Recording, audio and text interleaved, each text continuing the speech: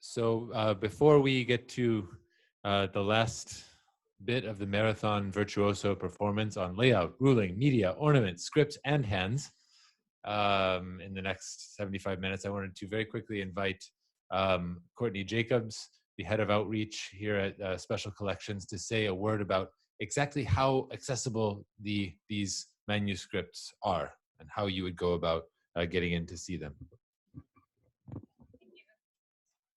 Thanks, Luke. Very quickly, I just wanted to express my sincere gratitude for everyone involved in creating this workshop, simply because it's putting a spotlight on collections that we have obviously had for, I can't math, 60 years that are underused. But to express to anyone here who isn't familiar with library special collections at UCLA that everything in our collections are here for your use, that we do not require appointments, that we do not require letters, we do not require degrees.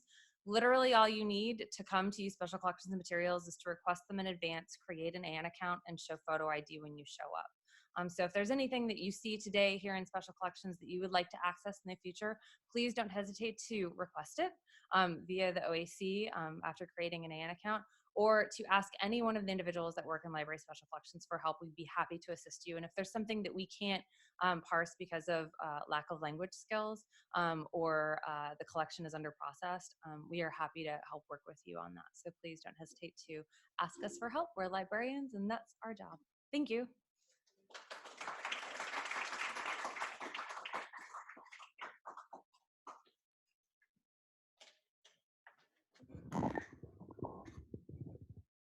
Thank you, Courtney. So on to our last session for today, and I will welcome your input, those of you that may be more familiar with these topics than with some of the others that we've covered.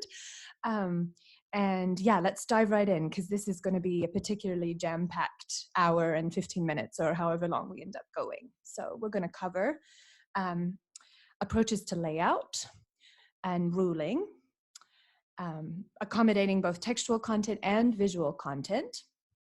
We're going to cover the various media employed, and we'll also address ornament. So this is obviously just, this is just the first part. Then we're also going to introduce a variety of script models, okay, that are encountered, meaning sort of calligraphic models that may vary, of course, by particular calligrapher or particular copyist or scribe. Brilliant, thank you. Yes. And then approaches to characterizing hands, deciphering them, etc. And that, of course, is the discipline of paleography. So yeah, let's plunge in. So layout, you'll also see this referred to as mise en page. Layout achieves a particular arrangement of content on a given page or a given page opening, a double page opening.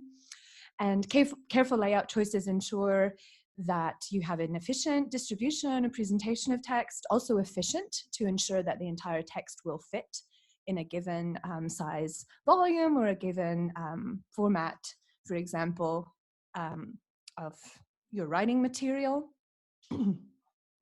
Layout is often deliberately taken to accommodate simultaneous presentation of multiple texts, often a central written area with additional text on the margin that are intended to be considered in light of one another, in dialogue with one another. But also you have some certain interlinear arrangements where you might in particular have translation, sometimes direct word-for-word translation between lines of the text being discussed or otherwise presented within the volume, a series of texts, for example. So layout also is usually accommodating of later annotations with very spacious margins in particular.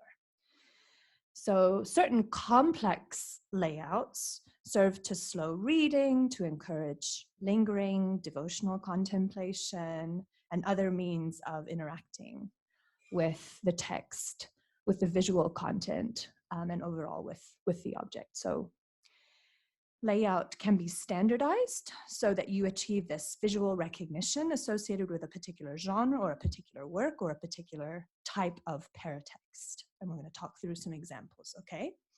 So layout is typically a very deliberate choice, very deliberate design selection. So before we launch a little bit further, we'll talk about ruling. So what is ruling?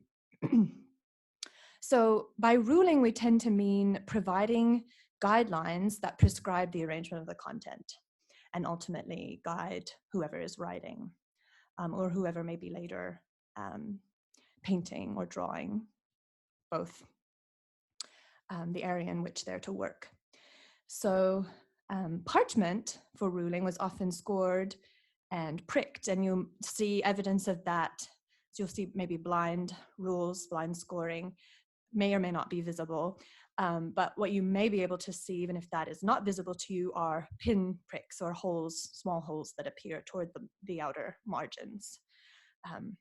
Paper can be pressed against a ruling board, which is called a mastera, to form an impression of blind guidelines, particularly for lines of text in a central written area, or even extending into the margins. Some ruling boards have a complete layout accommodating both a central written area and marginal text, usually on the diagonal. That may be something that you've seen before. You're going to see it in a moment.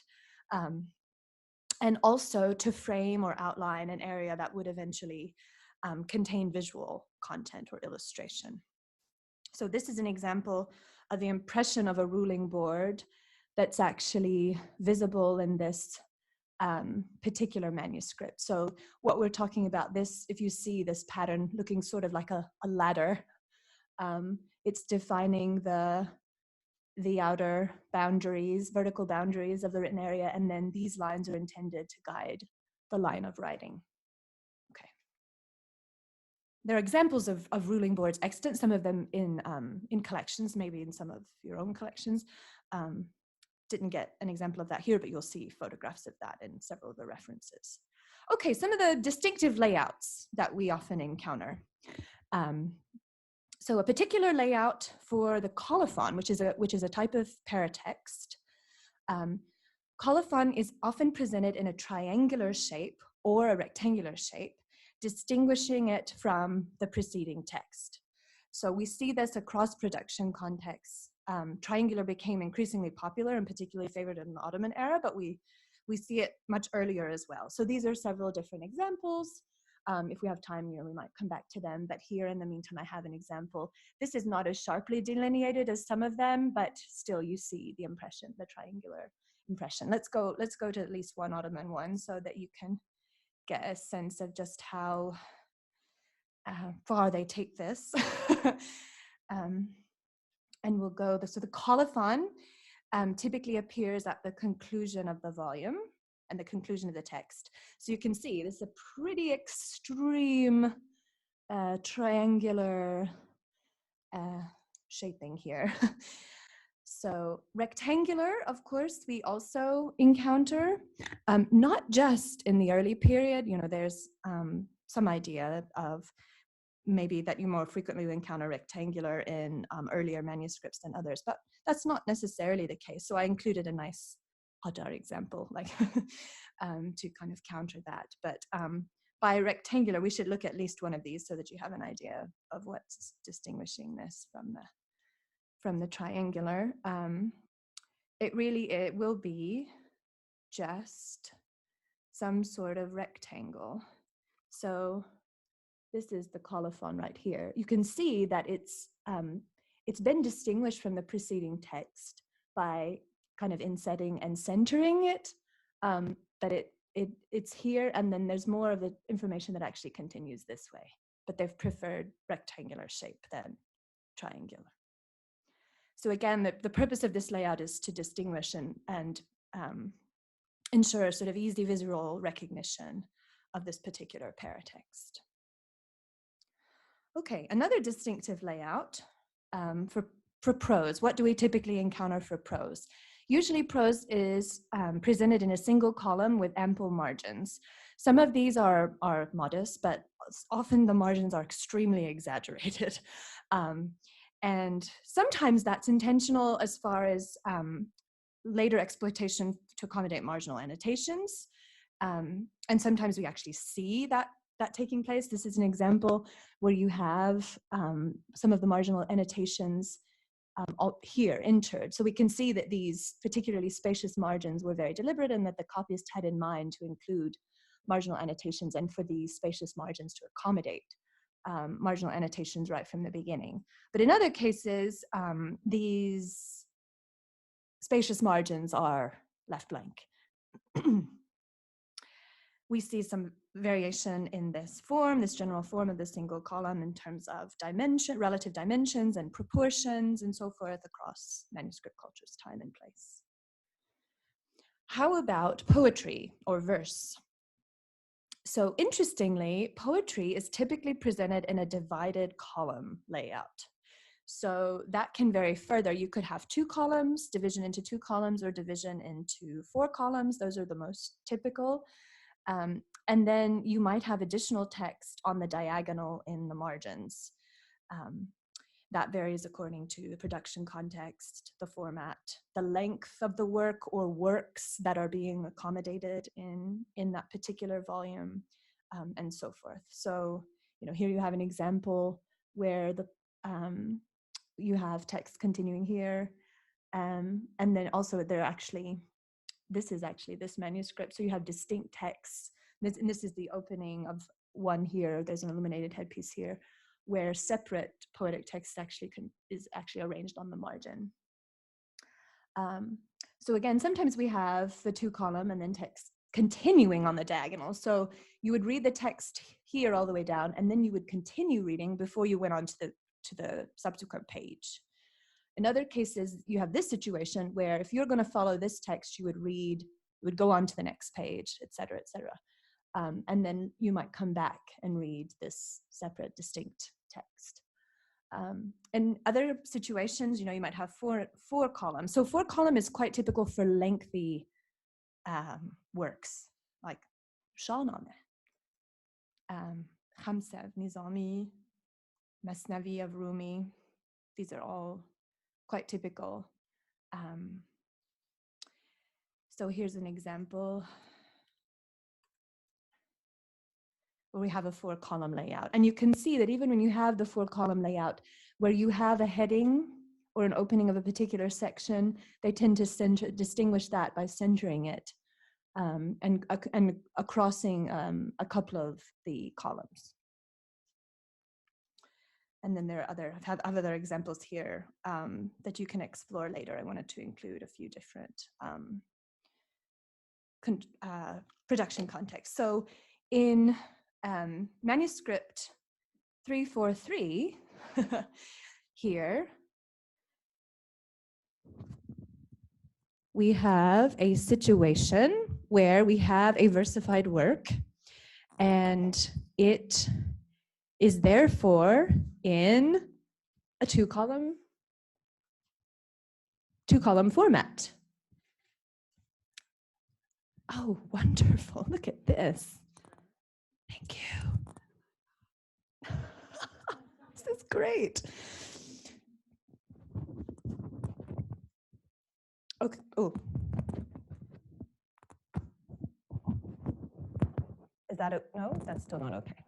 All right. Well, I'll manage. I'll get the mic adjusted in a second. But so as you can see, this manuscript is also illustrated. This is Yusuf and Zulaykha. And we have this 2 column arrangement for the versified text. So as you might imagine, the intention here is that each hemistitch, so you have this division according to hemistitch. Is that going to be your question? Yeah, exactly. So that's actually what's going on. They're just emphasizing the 2 hemistitches. All right, so we can go back. Can we go back to the PowerPoint or whatever this is, slides? Thank you.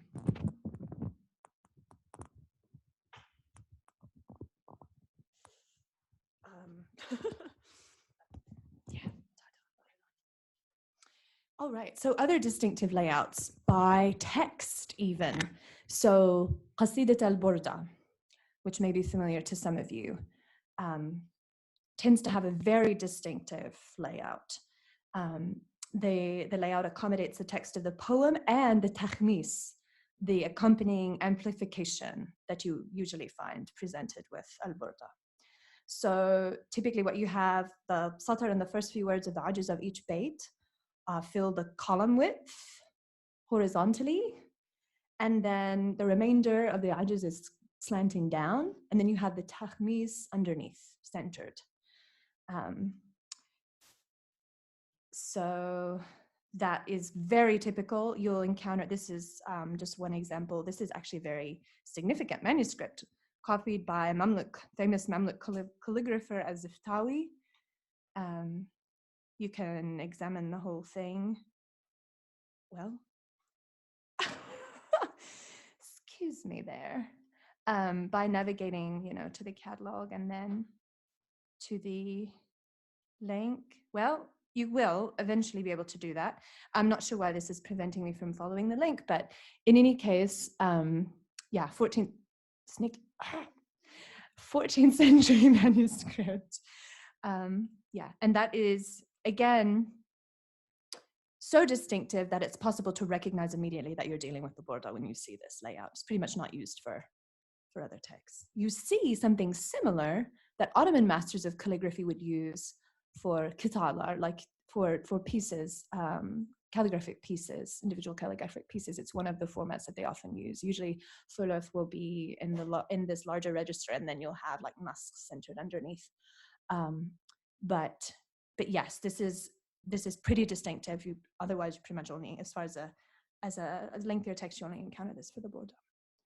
Another distinctive layout or set of layouts for commentary or sharh and super commentary hashia. And of course, sometimes you have a hashia upon a hashia, upon a hashia, upon a sharh, upon a matan. So this is a layout in which the commentary and text are commented upon, I should say, the matan are interspersed. There's one version of this. This is the first version of this, where it's presented seamlessly, and the only distinction is contrasting ink, keywords, and overlining. So you can see, what do I mean by that? By looking at this 18th century example. Okay. So in this case, you have keywords. In this, it looks like, let's see, awle, which is here, is a keyword that's often used, and then you have overlining, and so that's distinguishing the matan from the sharh, and it's all sort of otherwise interspersed and not distinguished by placement of text or arrangement of text. Then you have another layout in which the commentary, usually it's a super commentary at this point, is provided either interlinear and or on the margins of a central written area that has the matan. So an example is, a wonderful example, Al-Kafiya of Ibn al-Hajib, grammatical work, for those of you that enjoy Arabic grammar.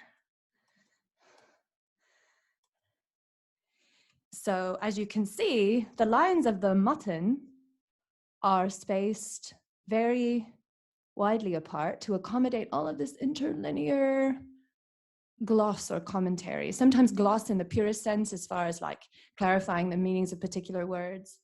And then ample margins that usually contain sometimes very decorative arrangement of further commentary. Okay, and we have an example here from the collection.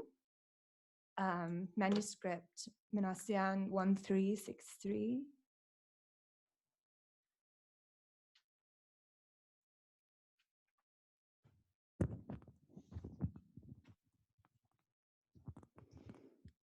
Yeah, brilliant. Yeah, where you see the same, we haven't opened right to the beginning, but you can see the same sort of practice. So relatively few lines per page with the lines spaced amply, exaggeratingly far apart in order to accommodate what in this case they've seemed to prefer as interlinear, extensive interlinear commentary. And then there's still some marginal commentary as well. So commentary placed on the margin. But this is another copy of Al-Kafia, and you can see that this is a typical arrangement for that particular work. Also very nice marbled paper de blures there. Okay. So that's another possibility. Thank you. It's also not uncommon to have the super commentary upon the text, all presented at once. So I have some other examples here. We saw a little bit of that in that earlier example, but might as well look at some others. Oh yeah, whoa. Okay, so, so we have a central written area. Ta-da, okay. And then we have a gloss, and I should clarify. So gloss technically, it has a very specific meaning of kind of clarifying of meanings, that sort of thing. A lot of this is much more expansive commentary. It's not strictly gloss, but you'll find that the word gloss and super gloss are just kind of used interchangeably with commentary, super commentary, that sort of thing. So sometimes I will also do that. And also the verb for this sort of thing, you'll hear the verb glossed, glossing, or glossed on the margins, that type of thing, which is just an English kind of convention, I guess. So we have some hashiyat, we have hawashin in this case, which are on the margin, and then we have further, as you can see, there are several columns of marginal text. Okay, so several layers of that. And then what's wonderful about this, we have these signes de renvoi, or almost like footnotes, superscripting that is used for footnotes to associate the particular passages of commentary with particular areas of text. Do you see that? Those symbols are meant to connect the commentary with the particular passages being, or terms or so forth, being commented upon. That's one example. Then there's another example here. Yeah, again, حاشية قرى داود على حاشية السيد الشريف على شرح الشمسية. So a حاشية upon a sharh.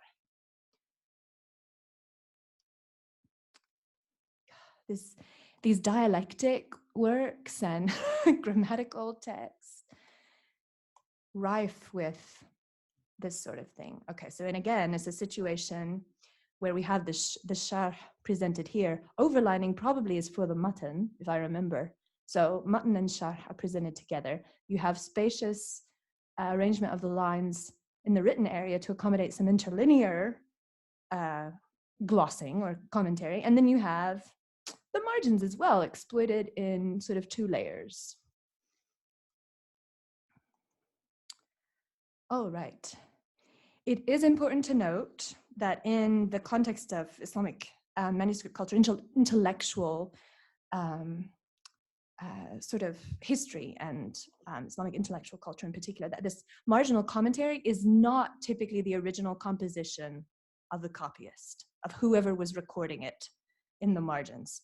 More often than not, what you have are transcriptions of excerpts of already existing commentaries, or translations or whatever it might be, that particular individual understands should be considered in light of the other texts that they've actually recorded. Because you have this massive intellectual tradition of commentary and commentary upon commentary and so forth as a means of engagement and a means of learning and elaborating a particular text. So sometimes you might have, the author herself might have produced a commentary upon their own work. That's not uncommon. And those excerpts are referred to as minhiyat. So from minhu, of him. So they're referred to as minhiyat, and often they're noted as they're marked that way. So we actually saw an example earlier. I think I have the image in the slides here. Yeah, here.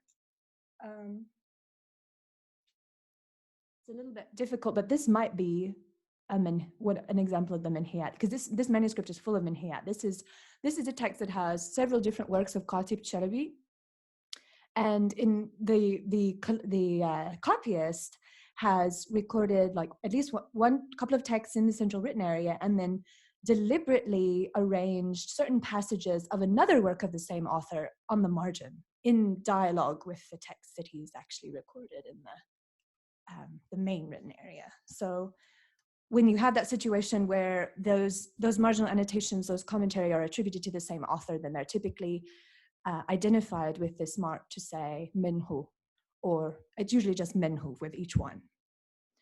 So we call those manhiyat. And I actually have just seen now that I linked to that manuscript.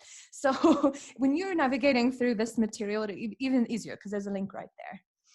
I think the point to make here is the one I just made, that it's not always commentary, okay? There's not always this derivative relationship between the text that's presented on the margin and the text that appears there. It may be a completely separate work that the copyist just intends to be considered in dialogue with the other text. That's a great deal of what's going on in this manuscript 1051. All right, other distinctive layouts. We can go on with distinctive layouts. Ottoman copies of the Quran, particularly from the 16th century on. I should say 17th century is what I should say. 17th century and 18th century. So I'll correct that. I'll correct it now in the slides. Before you take a photograph of the slide, don't want you to have misinformation. So from the 17th century on, this is called ayat barkinar. So, and this is a standardized format that emerged. So each page has 15 lines, and each page opens with the opening of a verse and concludes with the closing of a verse, which is really challenging for a calligrapher to do. The decoration, the placement of the verse markers, which indicate the ends of each of the verses, also relatively standardized. And this results in a visual presentation that eases reading and memorization, and also translates to a standard material form where you have 300 folios total, and each juz'a or 30th comprising 10 folios, or a quinion, basically. So you'd have 30 quinions, and efficient for production, certainly. It is, as I already mentioned, for the calligrapher, it's more difficult because they have to manipulate the spacing, the sort of shaping of the word, letter forms, and so forth on certain lines, and then they have to expand on certain lines and contract on others in order to ensure that they're opening with the opening of a verse and concluding with the conclusion of a verse on each page. And sorry, sometimes my brain does not compute. At least my brain is such that it will catch it when it when it recognizes a discrepancy. Yeah, especially popular in the 17th and 18th centuries. And here's an example preserved at Michigan from Istanbul, 1627. Very small. You don't get that sense, but most of these are pocket size. So we're talking about, so not miniature, but we're talking like about yay big. And if you were to be a little more deliberate in counting and so forth, you would see this format. And you can see always you're opening with the opening of a verse, and you're always concluding with a dorak, or like a stop. All right. Other distinctive layouts. So paintings, how is visual content, illustration often incorporated? Well, it could be full page, where it fills what is otherwise the written area, or spilling into the margin, as you see in this case, breaking into the margin. And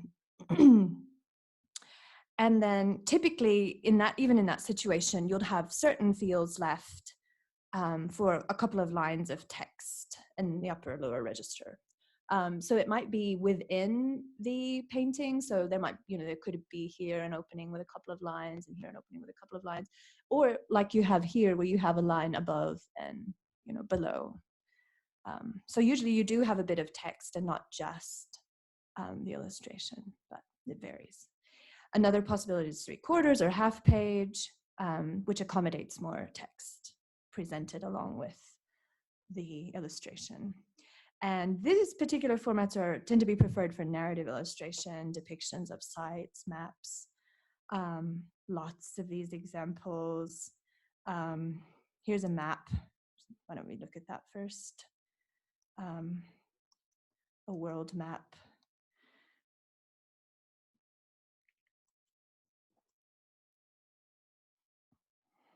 خريطة العجائب.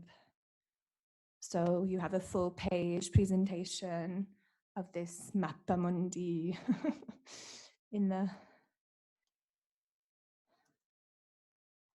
okay. Then, yeah, here's another example. Well, that's going to take a bit more time. You can look at these other examples. These are maps. I want to show you something architectural. There, Luke actually selected one of these images for, I think, the talk later. There's the sandal of the prophet. This is a depiction of the Haram al-Quds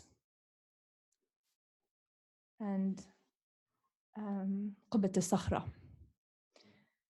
So also, it's going to be around here, Mecca. So typically full page, again, to present all of that detail in these kind of architectural or drawings or renderings. And then I have other examples of narrative illustration here. This 280 is a copy of the Shahnameh.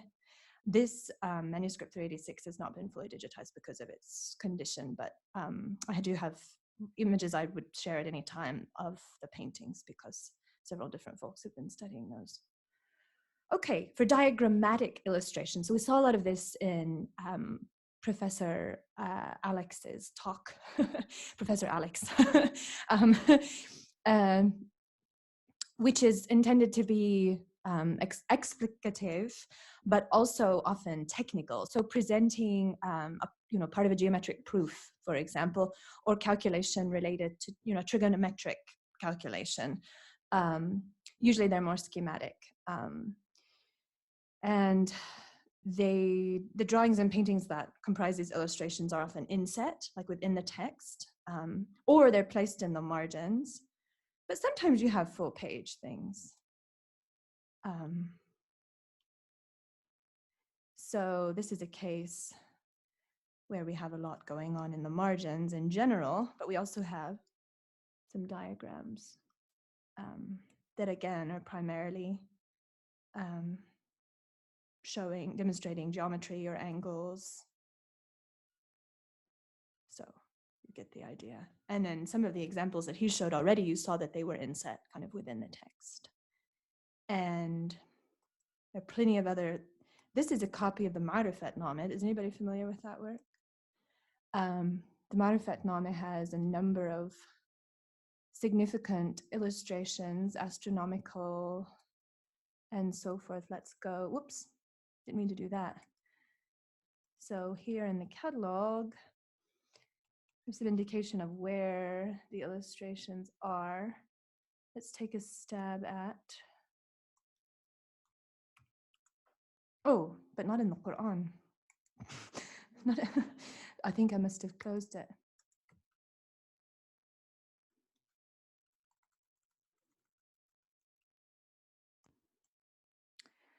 So this is an Ottoman work, kind of cosmography. It's encyclopedic work, so it actually covers a significant number of topics, but from a sort of cosmographical perspective. So there you get the idea.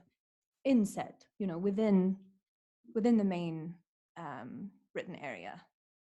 Another situation where we have divided to columns, so that. And there are certain areas where it's more sparsely illustrated and others where it's more extensively illustrated.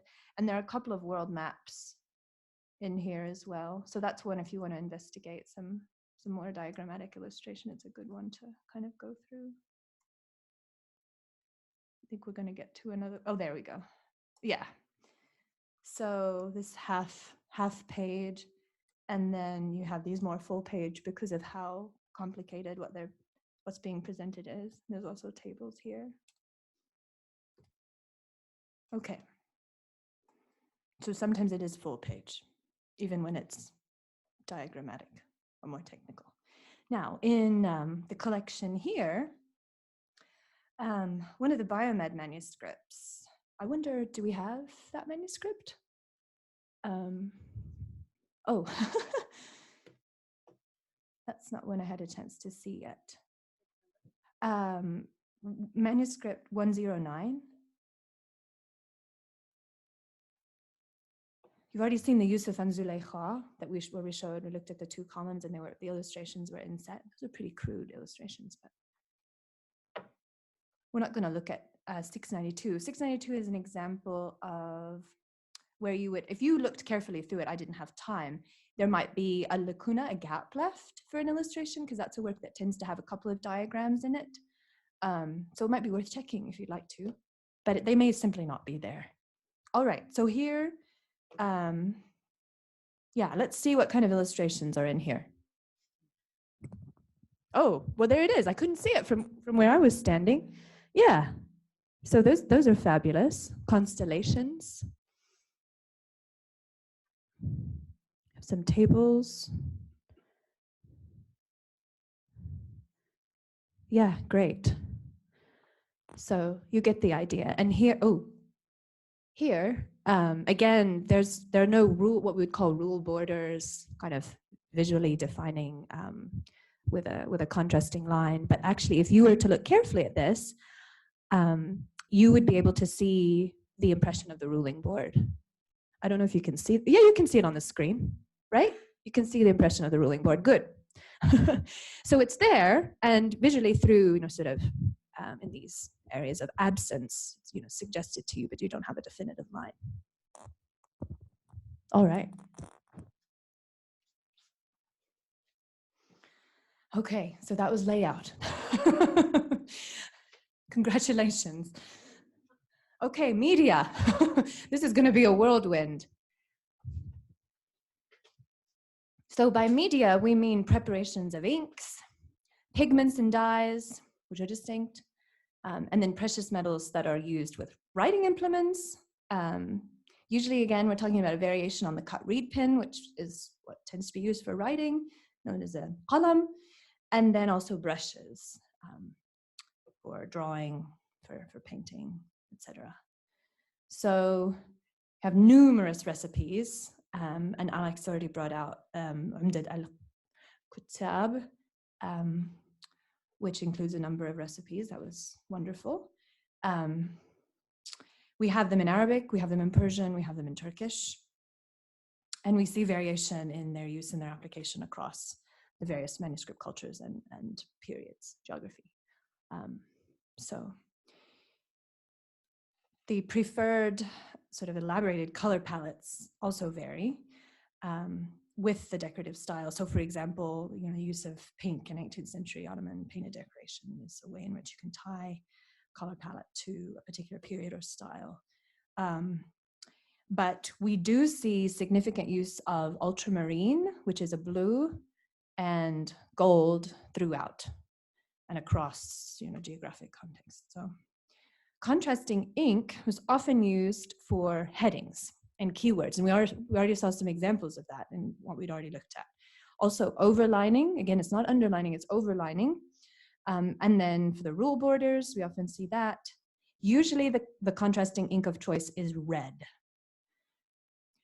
Sometimes we see a polychrome situation where multiple colors are used: red, blue, green, yellow, brown. And that situation, the polychrome, is especially common in the Maghreb. And I have an example here. The Maghrebi script is very distinctive as well. So once you become familiar, you would be able to recognize immediately that this is Maghrebi script and of some form. And so associate with that with the Maghreb. But there is more to be done with distinguishing sort of regional styles within the Maghreb, and then also to distinguish Andalusi from Maghrebi. But in any case, as far as the use of contrasting inks, it's much more in the Maghrebi context that you will likely encounter a polychrome situation where you have multiple colored inks being used with a contrasting ink. Okay, more on media. So the inks were chiefly either carbon black ink, which is blacker in appearance, it's more color fast, it's not acidic or corrosive, and otherwise iron gall ink of some form. It will appear to you browner. It will be less stable, so it look kind of faded often, and less uniform in color over time. And then it is acidic or corrosive. So you will often see ink burn or even breakthrough around the writing, or at the frames if ink has been used there. Usually it's other corrosive pigments that have been used in the frames where you have breakthrough. But there are signs, again, that's what you're dealing with. Telltale signs. I mean, then that's, of course, we're talking about paper in that case that suffers that. A variety of pigments and dyes were used. And I like to emphasize that you can describe color, but it's really difficult to discern. It's impossible to discern the composition of a pigment just by looking at it. Okay. So color is not an indication, okay, because even, with the same pigment, you can get different shades and you can get different hues. So don't fall into that trap. So among the pigments and dyes that we use, we have natural mineral colors. Again, ultramarine is quite famous, lapis lazuli from Badakhshan, a blue, and then ornament, which is yellow. Toxic. And then we have, and ornament is very commonly used for yellow. Then we have synthetic colors, so such things as lead white and red lead and vermilion, which is a red, and then various copper greens like verdigris, copper acetate, but a lot of the copper pigments are not necessarily strictly copper acetate. So even if a lot of people will refer to them as verdigris, even if they're not strictly that, but there's some sort of copper green usually. And then we have organic colors, indigo, saffron, red lakes, especially the insect dyes. So kermes, cochineal, those sorts of things. And often so what I haven't addressed here, which you can read, in the reading there's an excellent article that will give you an overview of the way the color palette relates to these particular pigment and dye sources. So the various compounds used for blue, shades of blue or green or red or white or whatnot. And green often is formed by combining ornament with indigo. So it's a mix of blue and yellow rather than just being a strict green. That's often a situation that you encounter. And you often find organics layered on top of other pigments to give a nice kind of sheen, dimension, to the color. The common binder that you find used with these pigments is gum, some sort of gum, vegetable gum, fruit gum, and then especially gum arabic. And then egg white too is used as a binder. Now, gold is almost always alloyed with copper or silver, so it will have a slight hue. If it has more copper, then it will be reddish, and if it has more silver, it'll be sort of more greenish. But it's used extensively, and you find it used as a leaf, finely beaten and applied, with a binder, and then burnished with a tool, burnishing tool on the end of a shaft. And then you also have it used as what is called shell gold, where it's basically a kind of ink powdered and combined with a binder so that you can paint with it or write with it. And I have examples, by the way. of various pigments, including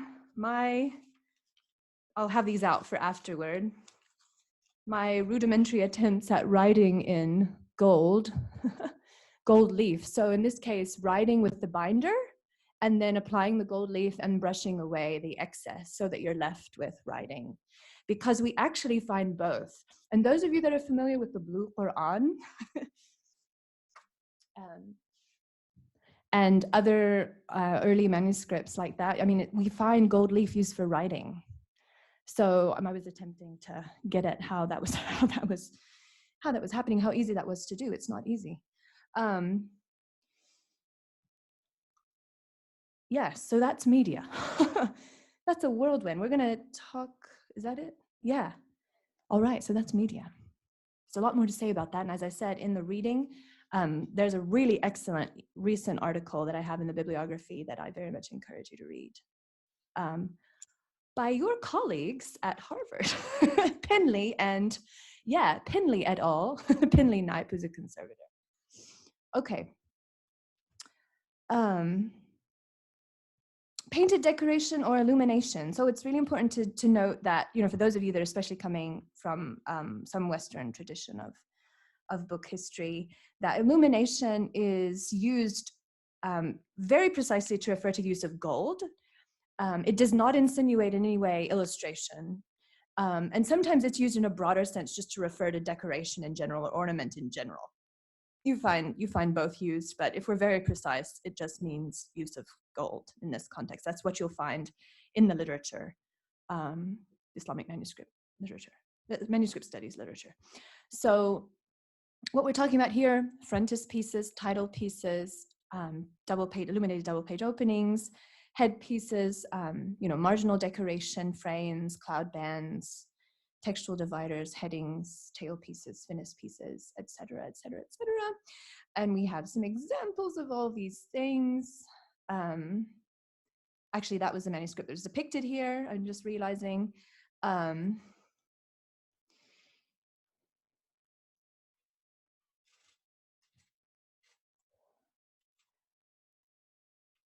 That is a kind of a frontispiece. And then we have an illuminated headpiece. Okay, and that's the typical term that's used there. So you'll see distinctions in terminology across Persian and Turkish. You'll hear sarloh used, and sometimes you'll hear that used for the head piece, sarloh.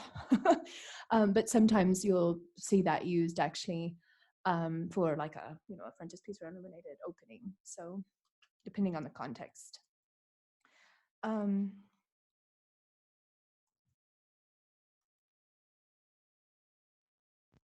This copy of Yusufan Zulaykha. Ooh, yeah, there we go. That's what we're going for. So that is an illuminated double page opening. So that's what we're getting at with the double page opening. Pretty stunning. And I won't go into too much more with those. You can look at them later, but we have here preserved in the collection in this, I think this is the Hadikat al-Su'ada manuscript. You have a very nice illuminated headpiece there. So that's to admire. And then do we have C3? The stunner. This manuscript is amazing. Even the cover is amazing.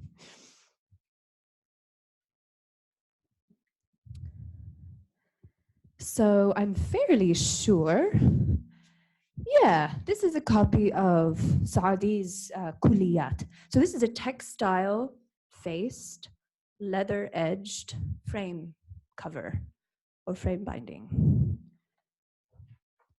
Is it upside down? Yes.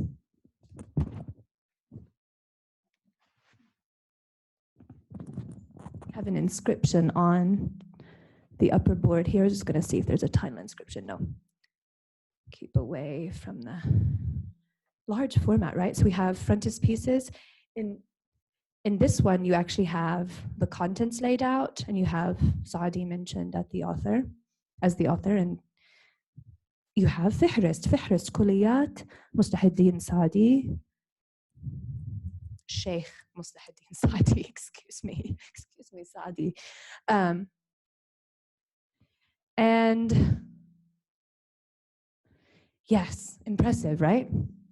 So this is a wonderful example. We're very fortunate because I didn't know, or maybe I did, that this had cloud bands. But does anybody have any idea what we're talking about with the cloud bands? Is it pretty clear?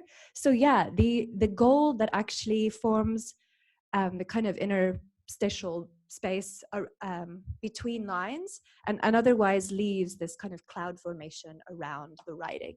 So those we refer to as cloud bands. And then you have an illuminated headpiece with a kind of secondary headpiece that actually carries, again, the title and the author.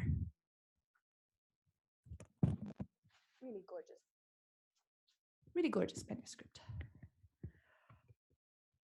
So in description, so when you're describing a manuscript, use of contrasting inks and illustration can be mentioned under, you might find it mentioned under like a heading of decoration or ornament, even though that's not necessarily, decorative or ornamental.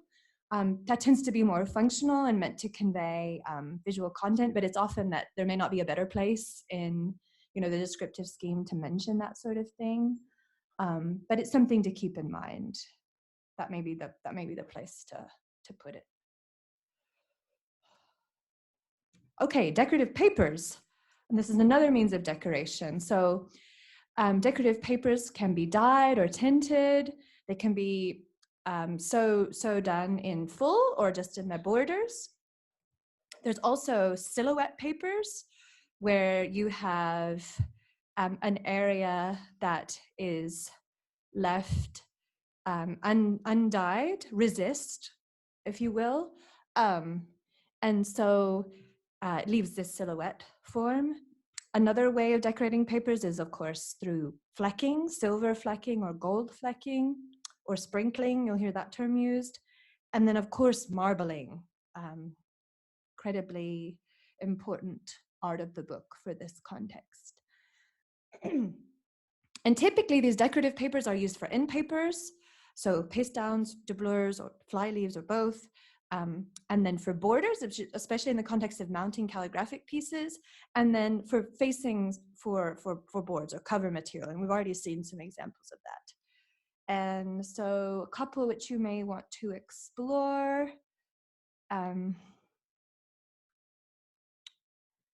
So this is a lacquer cover, actually. Here's filigree, leather filigree applique for the doublure. This is a situation where you have dyed or tinted paper borders in which is set the calligraphic text. And that, that continues in various combinations throughout the manuscript. Okay.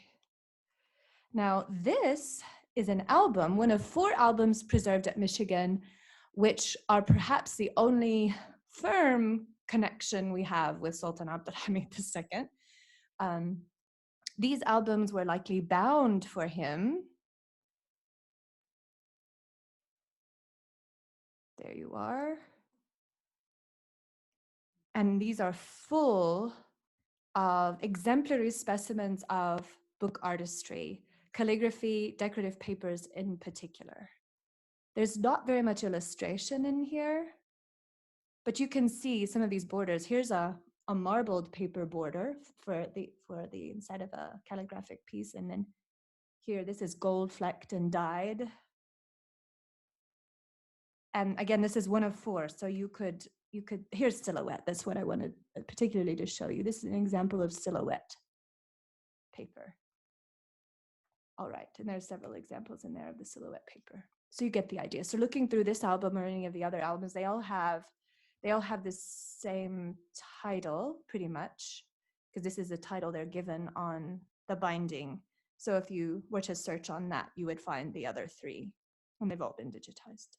And also I have in here laid out details on the different pieces that are in there, so you can look at those as well. Some very famous calligraphers represented in these albums and in the collection generally. Another form of decoration is binding ornaments. So we've already looked at this a bit. We've talked about the techniques that are used, tooling, stamping, but to accentuate that, you could use onlays for a contrasting color. And then we have the filigree, which we just saw again. Even some painted compositions on leather or the lacquer work again. And then you might have, again, decorative papers used, some metal work occasionally, chased silver, something like that. So another possibility for ornament, obviously, is calligraphy, sort of exquisitely formed writing. And we're going to talk about that. Since we have a separate section on script and hands, we'll talk about that then. All right, so that's ornament. Really glossed over a lot there, but that's what we can cover in a brief amount of time. There's more to be read, more to be explored. Okay, scripts. So by scripts, we mean the various models or sort of calligraphic genres that are used for writing some form of Arabic script. And again, keep in mind that the Arabic script will be modified slightly to accommodate the various languages.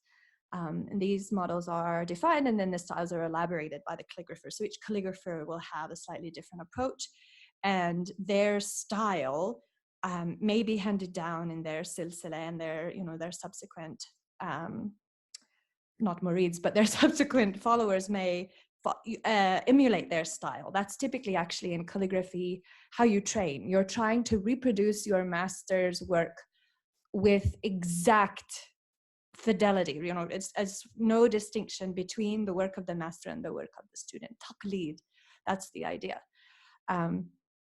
So you see this particular kind of spin that a calligrapher has added, passed down in their lineage.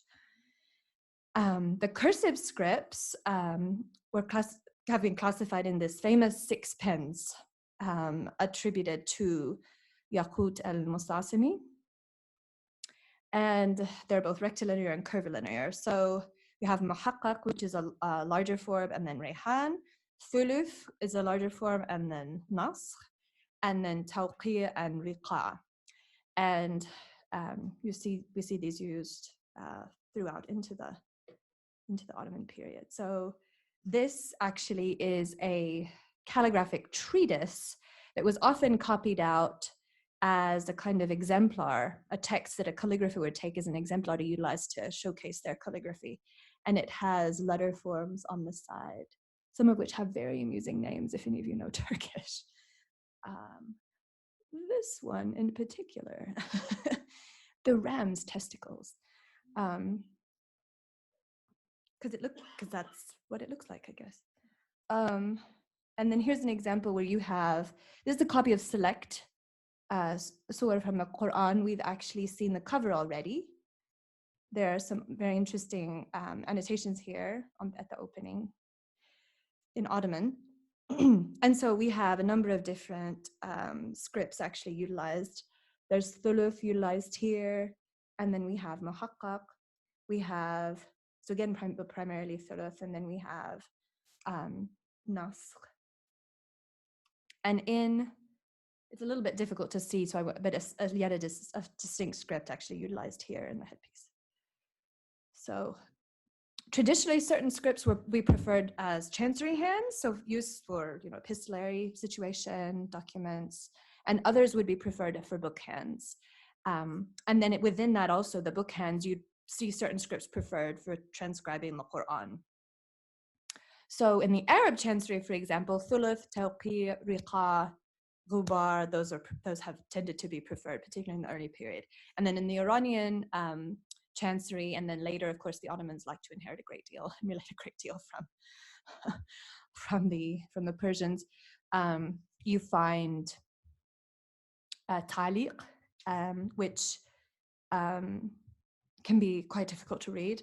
Diwani, which can be even more difficult to read, and you may have encountered that if you dealt with any like burrat or these sort of decorative Ottoman decrees. And then ruqa, which if you've studied any of these languages, well, I should say if you've studied Arabic, that's probably what you learn to write. the model, that would be the model that you use to learn to write. And then siyaq or siyaqat, which is a script that is used especially for accounting sort of situations. And then sometimes chancery hands were employed in books. I mean, there was not this absolute kind of separation. There's a lovely example here of shikaste with the broken nastalik. And I haven't mentioned nastalik because we didn't quite get there yet, but that's a damage between nasr and taliq, elaborated in Iran. And so we have some shikaste here, and then we also have some siyaqat used within this manuscript. So it gets a little more, here we go. Here, siyaqat. It's, you find, here's more examples. So you find it's often more of a sort of logographic situation. We have to be familiar with the symbols. It's not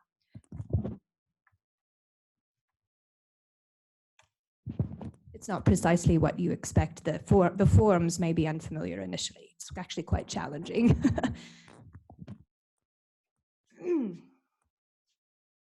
Okay, book hands. Now we'll get into Nastalik and others. So book hands include the Abbasid book hand, which originated in the early chancery, was used for non-Quranic texts, while other scripts were being used for the Quran. Then you have Naskh, which is often preferred for Arabic text, even in other contexts, like if you're using, say, because Nastalik tends to be preferred for Persian, if you have a text otherwise in Persian, you'll see Nastalik used. And then if you have, say, quotations from the Quran or quotations from the Hadith or quotations from the sayings of Ali, which are excerpted, there will be a switch to Naskh and then back again for the transcriptions of the Arabic passages.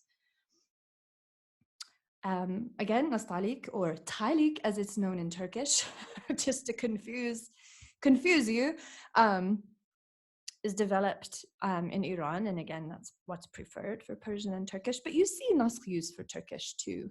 I think there's maybe the copy of the Manuscript we looked at, which is in Turkish. I think that copy may have utilized Naskh, but there's another copy of the Manuscript preserved in Michigan which definitely utilizes Naskh. Then other kind of regional styles, regionally elaborated styles are Andalusi, Maghribi, which you saw in that earlier example, Bihari from India, Sudani, Barnawi is a very specific dimension within the larger family of scripts that is known as Sudani from Borno. And that copy of the Quran that we saw that was loose leaf, then it had a satchel with it, that's actually in a Bornawi script. And then you have some scripts that tend to be preserved for display, so they're display scripts, or maybe just for paratext. So Tawqiyya is one that tends to be used like for colophons, and Thuluth is one that tends to be used for display. For the Quran, transcription of the Quran, of course, early Quranic transcription, you have a script called Ma'il, it's because it's slanting, or Hijazi, is this larger term that has just in vogue. It's not necessarily, fully accurate. So those are from the Umayyad period. And then early Abbasid, or Kufic, as it's known, and then later on Eastern Kufic, or the new, what Deroche calls the new style, or a broken cursive. And then eventually you have the cursive scripts elaborated, and Muhaqqaq, which this is an example of Muhaqqaq, and this is quite large format. It's, again, even if I had a ruler, you wouldn't be able to really get a good sense, but that's probably about this large, so fairly significant in size. And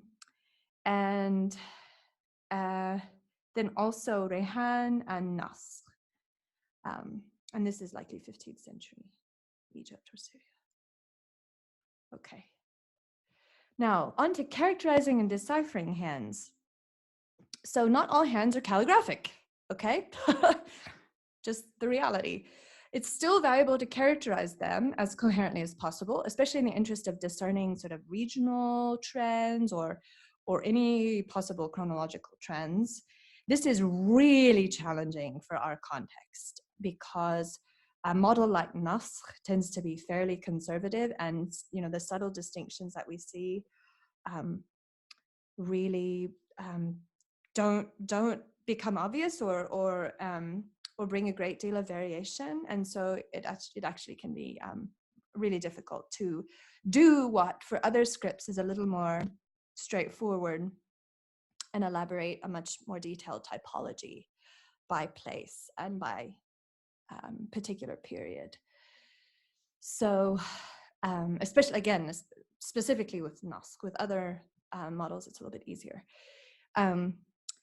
And so in order to do that, we attend to the letter forms, the shape they take, in other words, their ligatures, the way they're connected, their spacing, relation to the baseline. Is it slanting, angling toward the baseline, descending, I should say descending to the baseline, which Nastaliq does, it's hanging. The size, counters, which are the, okay, so in this case, like what's in this A here, this open space, that would be a kind of a counter, whether or not that's open or closed. And then pointing, diacritic pointing, and serifs for vertical strokes, ascenders, and so forth. So that's what you would attend to characterize and decipher the hand. And then characterizing a hand is one stage of paleographical analysis. Paleography is aimed at classifying the scripts, classifying the hands, deciphering the handwritten text. We've already talked about this. And then eventually, hopefully, being able to place and date manuscripts on the basis of their handwriting. So an example like Alex gave earlier, where we had this manuscript, maybe it could be 11th century, probably was a little bit later. That is a little bit easier because we were at the moment where there's a transition between this Abbasid bookhand and later cursive forms. And so that's a little bit easier to distinguish. But when it comes to, again, the context where we're using Nasr or even different forms of Nasr that you might see them called Nasr, Nastaliq, because they have elements of Nastaliq combined with Nasr. It can be really challenging, really challenging. And even when we have dated and placed exemplars, we also have some complications of the fact that copyists were moving around significantly, being trained in one place, potentially going off on a trip to study with a particular scholar in another place and producing manuscripts all the while. And it's never quite clear what. So say we have a witness that they copied in a particular place, and we know they're Nisba, we know they're not from that place, but are they following more the regional character associated with that place where they were studying, maybe where they were trained, or are they following more the style that was indicative of where they came from? It's probably more likely that they're following where they were trained, but it's really difficult. It becomes a little bit complicated, again, because the similarities that we see, the difficulty in even distinguishing, because the tradition tends to be very conservative, then it becomes even more difficult. This is just an example of an exemplar that happens to be dated, and roughly, again, this is a situation where we have somebody who was Nazil, who was kind of staying in a particular place when he copied this. So it's really unclear what style he was following, because we actually don't know a great deal about why, we don't know a great deal about why a person is in a particular place. So that actually went more quickly than I thought. So here's some essential reading. Again, you'll have the slides afterward for ruling and page layout. So some examples of very practical application of this, and then an overview of the instruments and preparations. Cheryl Porter's article is very nice because it goes into an in-depth analysis. This is mainly from Mamluk context, and this is the article that I was mentioning before that gives you a really nice overview of the use according to the particular color or the palette. And then, of course, for ornament, this is just very rudimentary overview. Many of you are probably already more and better versed in a lot of these areas, and so this is just really intended to give a basic introduction. I wanted you also to have exposure to sort of the involvement of craftsmen, pace, and tools and so forth, and collaboration. And then here's an introduction.